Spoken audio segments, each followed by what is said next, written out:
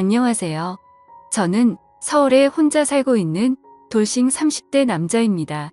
여러분들에게는 첫사랑의 기억이 어떻게 남아있나요? 다시 생각해도 설레고 아련하고 그리운 기억으로 남아 있으신가요? 남자는 생각만 해도 설레는 첫사랑을 죽을 때까지 못 잊는다고 하던데 저는 다른 의미로 첫사랑을 죽을 때까지 못 잊을 것 같아요. 어쩌다 제 첫사랑의 기억이 이렇게 바뀌게 되었는지 지금부터 이야기를 풀어볼게요. 저는 고등학생 때 같은 반이었던 아내를 보고 첫눈에 반해 짝사랑을 해왔었어요. 가슴 간질간질거리는 저의 첫사랑이 그렇게 시작된 것이죠. 아내는 미모가 뛰어나서 전교생에게 정말 인기가 많았어요. 여자들은 아내가 쓰는 물건들을 따라 샀었고 학교에서 인기 좀 있다는 잘생긴 애들도 아내의 뒤를 졸졸 따라다녔었어요. 하지만 저는 잘생긴 것도 아니고 그렇다고 날씬한 것도 아니라서 뒤에서만 아내를 봤었어요. 정말 평균 이하의 외모에 살집도 있는 편이라 제가 봐도 너무 별로더라고요. 늘 그렇게 뒤에서 아내를 지켜보다가 아내가 가는 대학에도 따라 들어가게 됐어요. 아무리 그래도 그 정도까지 하냐고 말하시겠지만 저는 그만큼 아내를 무척이나 좋아했었거든요. 제 세상은 아내에 의해 흘러간다고 볼 수 있었어요. 그렇게 대학을 가서도 혼자 속으로만 좋아하다가 대학 졸업할 때쯤 제가 용기를 내서 아내에게 고백을 했어요. 현이야, 친하지도 않은 내가 이렇게 불러내서 당황했지. 졸업하기 전엔 꼭 너한테 하고 싶은 말이 있어서 불렀어. 나 너 좋아해, 현이야. 나도 알고 있었어. 고등학생 때부터 뒤에서 계속 나만 보던데 어떻게 몰라? 다른 애들은 나랑 얘기 못해서 안달이었는데 넌 끝까지 쳐다만 보더라. 아, 알고 있었어? 다른 애들은 다 잘생기고 이쁜데 난 너무 못생겼잖아. 그래서 너한테 말을 걸 용기가 없어서 그냥 뒤에서 쳐다만 봤어. 차라리 말을 걸지 그랬어. 뒤에서 쳐다만 보면 얼마나 무서운 줄 아니? 장난이야. 오히려 다른 애들과는 다르게 특이해서 자꾸 눈길이 가더라고. 아, 그랬어?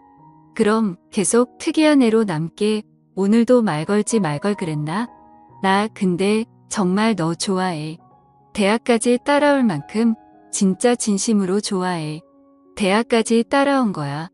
내가 뭐라고 이렇게 좋아해 주는 거야. 나 정말 별거 아닌 사람인데.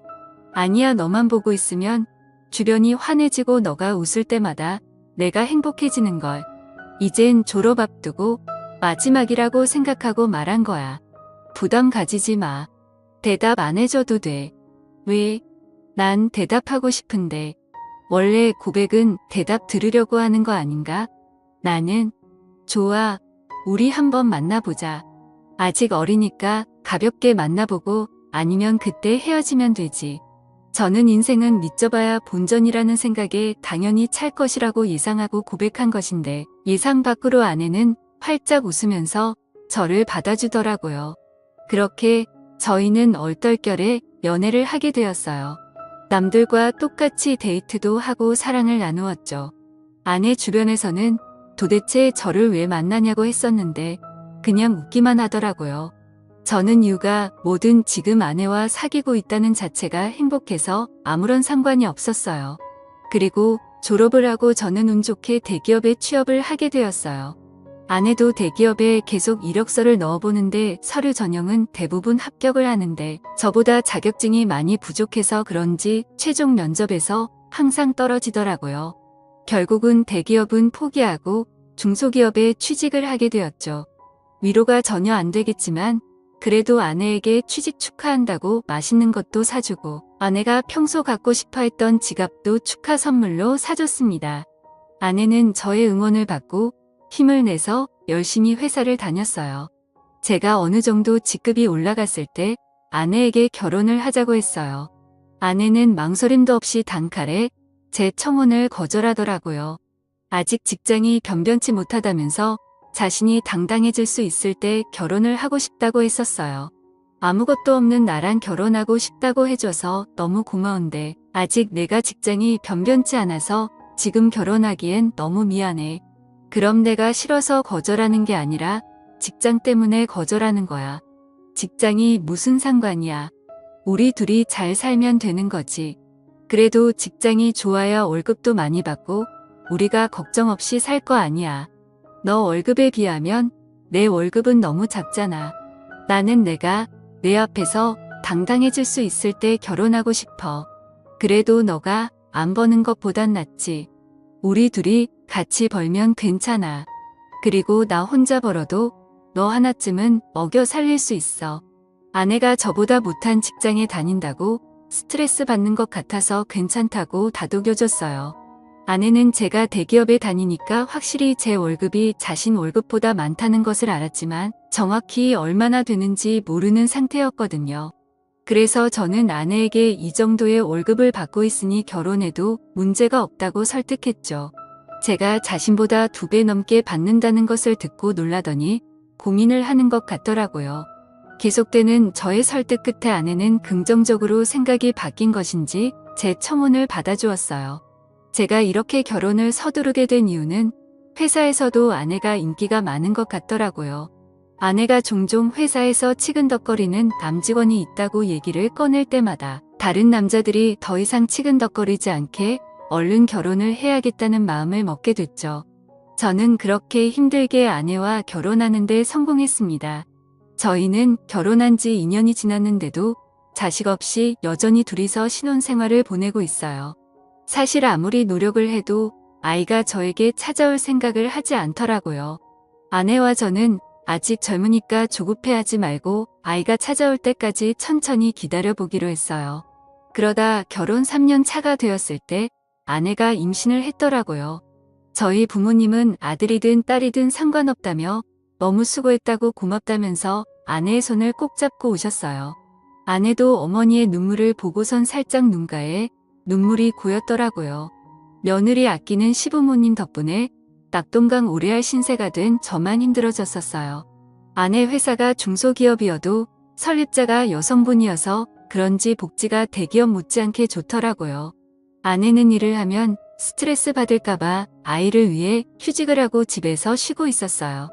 혹시나 쉬면서 집안일이라도 할까 어머니께서 집에 오셔서 아내 대신 집안일을 다 해놓고 가시더라고요. 저도 퇴근하고 오면 어머니의 잔소리를 듣고 아내의 시중을 들기 시작했고요. 아내 시중을 들면서도 저는 태어날 아이 생각에 하나도 힘들지 않았고 행복했어요. 저희는 아들, 딸 구애받지 않으려고 병원에 검진을 가도 성별을 알려고 하지 않았어요. 출산하고 아이를 보러 신생아실에 갔는데 아내를 아주 쏙 빼닮은 귀여운 딸이더라고요. 엄마를 닮아서 그런지 아이의 얼굴이 벌써 완성형이라고 호들갑 떨었다가 아내한테 주책이라면서 벌써 딸바보 됐냐고 등짝 한 대 맞았네요. 아내 손이 매운 편인데 저는 그날 아무리 맞아도 아프지가 않고 오히려 간지러웠어요. 이래서 다들 딸 낳으면 딸바보가 되는 건가 보다 싶더라고요. 딸이 태어난 지 이제 1년이 넘어가기 시작했을 때 저는 집 앞에서 충격적인 장면을 목격하게 됐습니다. 제가 직급이 올라가면서 회의다 뭐다 여기저기 불려다니다 보니 정시 퇴근하는 아내가 항상 저보다 먼저 집에 와 있었어요. 그런데 제가 몸이 안 좋은 것 같아서 회의에 참석하지 못하고 집에 바로 온 적이 있었어요. 차를 주차하고 내리려고 가방을 챙기는데 어떤 차에서 내리는 아내가 보이더라고요. 아내는 운전면허가 없어서 항상 제가 데려다 주거나 대중교통을 이용해서 출퇴근을 했었거든요. 저는 처음엔 동료가 데려다 준 거라고 생각하고 신경을 쓰지 않으려고 했었어요. 그런데 아내가 집에 들어가려고 할 때 남자가 차에서 내리더니 아쉽다는 듯 아내의 손을 잡더라고요. 저는 내리려고 손잡이에 올린 손을 떼고 그 모습을 어처구니 없이 쳐다보고 있었어요. 아내는 남자를 보면서 웃고 있고 남자는 잡은 손을 앙탈 부리듯이 흔들고 난리도 아니더라고요. 다른 사람이 보면 그 둘이 부부인 줄 알겠더라고요. 하필이면 제 차가 입구 정면에 주차하고 있어서 제 블랙박스에 그 장면이 그대로 다 찍혔었어요.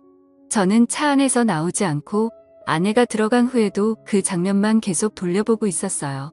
잘못 생각한 거라고 현실을 부정하려 했지만 보면 볼수록 외도가 맞는 것 같아서 화가 나더라고요. 더 확실한 증거를 잡아야겠다는 생각에 저는 집으로 바로 들어가지 않았어요. 차 안에서 쉬다가 원래 제가 퇴근하던 시간에 맞춰서 집에 들어갔죠. 아내가 웃으면서 저한테 왔냐고 말하는데 온몸에 소름이 돋았어요. 저는 아무것도 못 본 사람 마냥 아내에게 평소와 다를 것 없이 똑같이 대했었어요.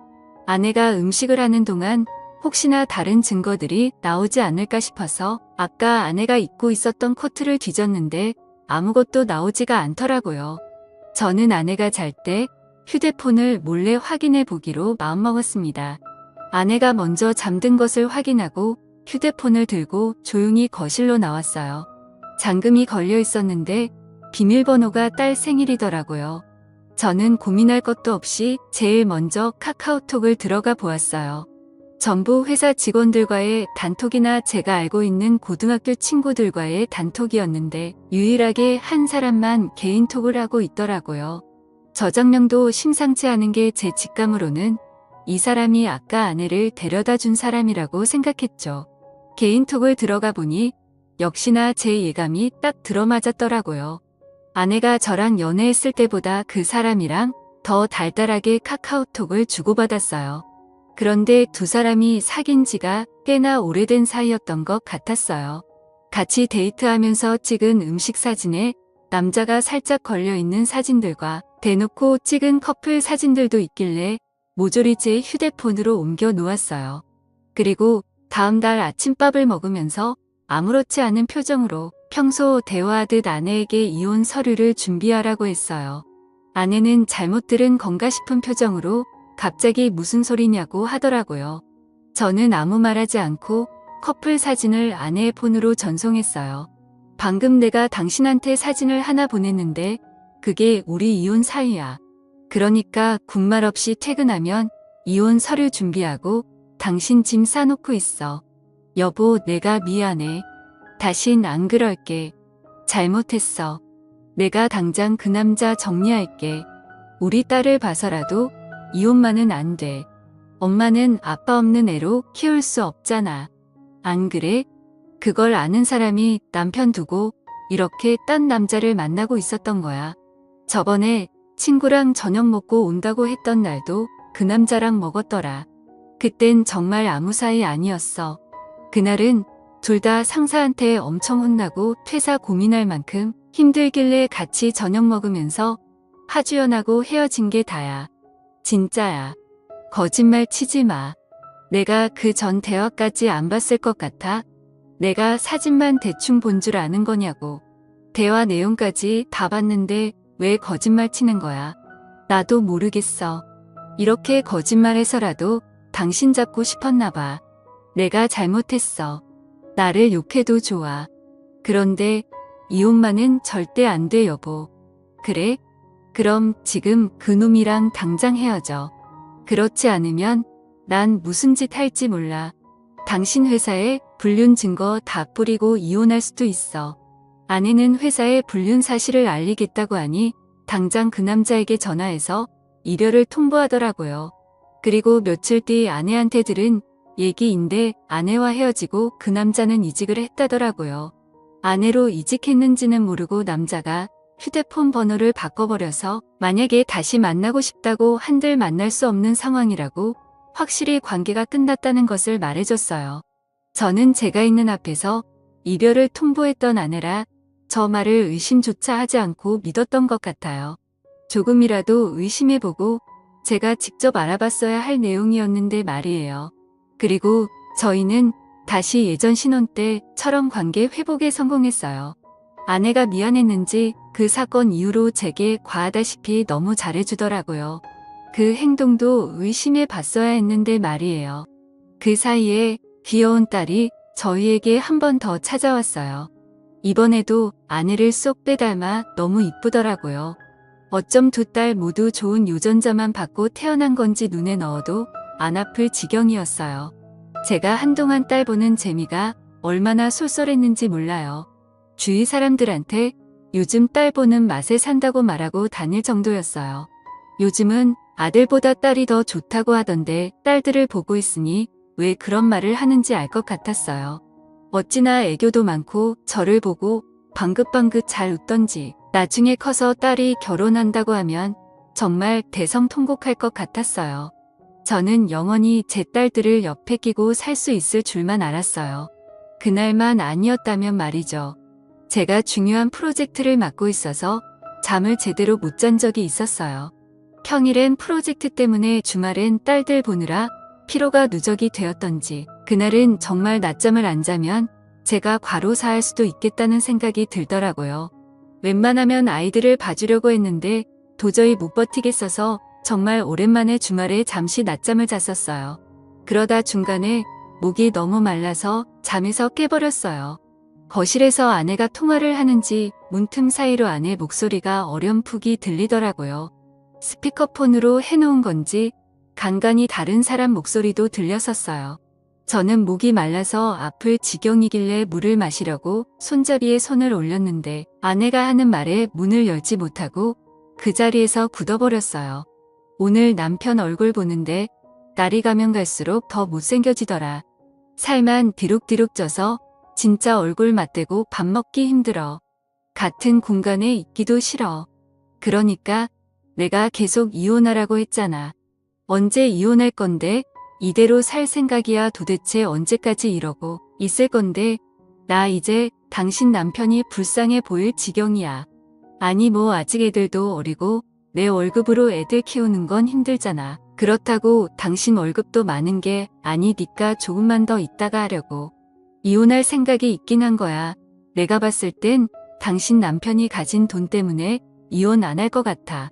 말로만 이혼할 거라고 하고 계속 이런 식이면 나 당신 남편한테 다 말할 거야. 아, 좀 기다려보라고 했잖아. 왜 이렇게 보채는 거야? 매력 떨어지게. 우리 딸 부족함 없이 키워야 하지 않겠어? 그러니까 조금만 참아. 그건 그렇긴 한데 나도 애기들 보고 싶단 말이야. 맨날 사진으로만 보고 나도 실제로 애기들 알아보고 싶어. 근데 지금 자기 애도 아닌데 자기 애라고 믿고 저렇게 좋아 죽는 꼴이 너무 웃겨. 진짜 멍청한 거 아니야. 얼굴이 자기랑 너무 다르잖아. 당신 닮아서 얼마나 예쁜데 자기 애라고 믿지. 얼핏 들었을 때 대화 내용으로 아내가 상남이랑 통화하고 있었다는 걸 알아차렸어요. 얼굴 얘기하면서 제 험담을 할 때부터 저는 손을 뻗어서 화장대에 있던 제 폰을 들고 아내의 통화 내용을 녹음하기 시작했어요.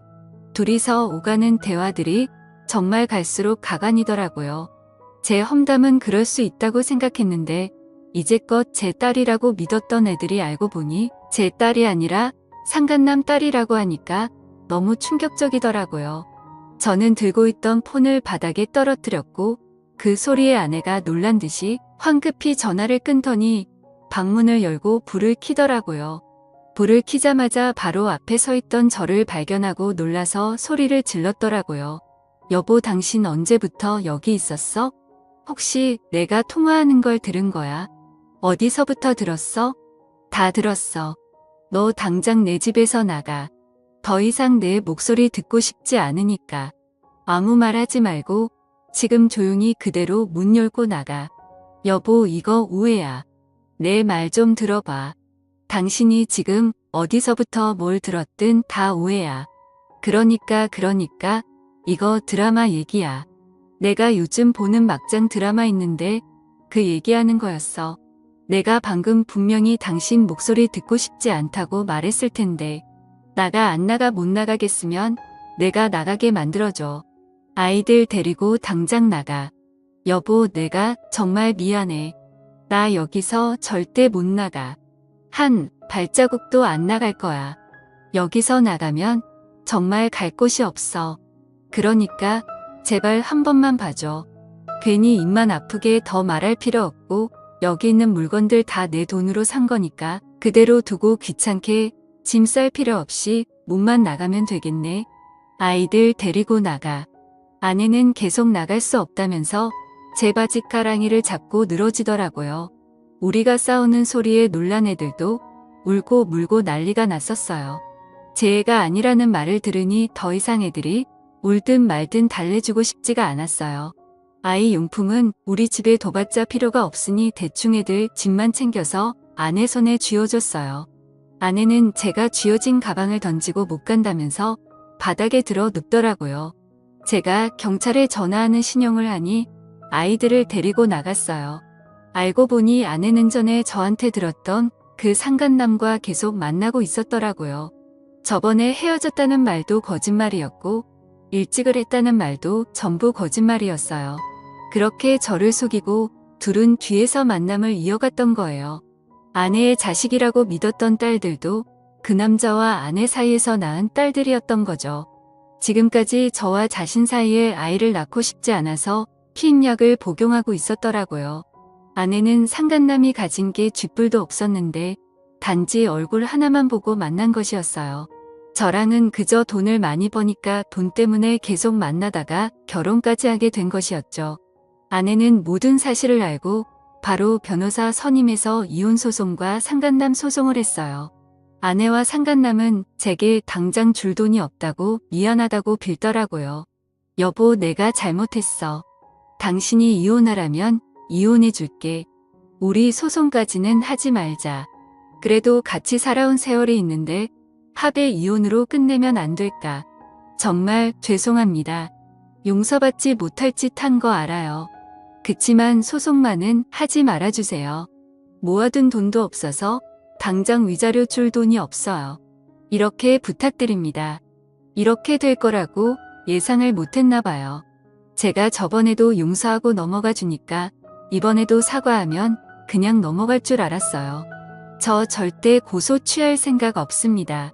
아내가 외도한 게 이번이 처음이도 아니고 심지어 똑같은 남자랑 다시 외도를 했는데 저는 너무 괘씸해서 그 둘을 선처해 줄 마음이 전혀 없었어요. 결국 둘은 저한테 줄 위자료가 없어서 사채까지 써서 줬더라고요. 매달 정확하게 들어오는 월급 받고 사채를 쓴 모양인데 제가 가만히 있을 리 없었죠. 저는 불륜 증거들을 아내 회사에 뿌리기 시작했어요. 회사 내 커뮤니티에 익명으로 녹음본과 함께 글도 올렸고 팩스로 커플 사진들도 보내고 제가 할 수 있는 건 다 했었어요. 결국 아내와 상간남은 회사에서 질타를 받으며 그대로 쫓겨났습니다. 그리고 현재까지도 빚쟁이들을 피해 도망다니고 있는 것 같더라고요. 그러게 처음 제가 용서하고 넘어가 줬을 때 정신을 차렸어야 했는데 자기 발등 자기가 찍는 짓을 왜 안 하십니까? 저는 정말 죽을 때까지도 이 일을 절대 못 잊을 것 같아요. 다시는 결혼할 생각도 그렇다고 연애를 할 생각도 전혀 없어요. 저는 이렇게 혼자서 걱정 없이 사는 것도 괜찮을 것 같다는 생각을 해요. 오히려 부양할 가족이 없으니 마음이 더 편해졌어요. 저희 어머니는 아직도 집사람이 바람펴서 유인한 줄 모르고 계세요. 나이도 많으신데 혹시나 충격에 쓰러지실까봐 영원히 제 가슴에 맞묻어 두려고 합니다. 여러분들은 첫사랑의 기억이 꼭 이쁘게 남아있었으면 좋겠네요. 지금까지 제 이야기 들어주신 모든 분들께 감사합니다. 모두 가족들과 행복하고 따뜻한 겨울 보내시길 바랍니다.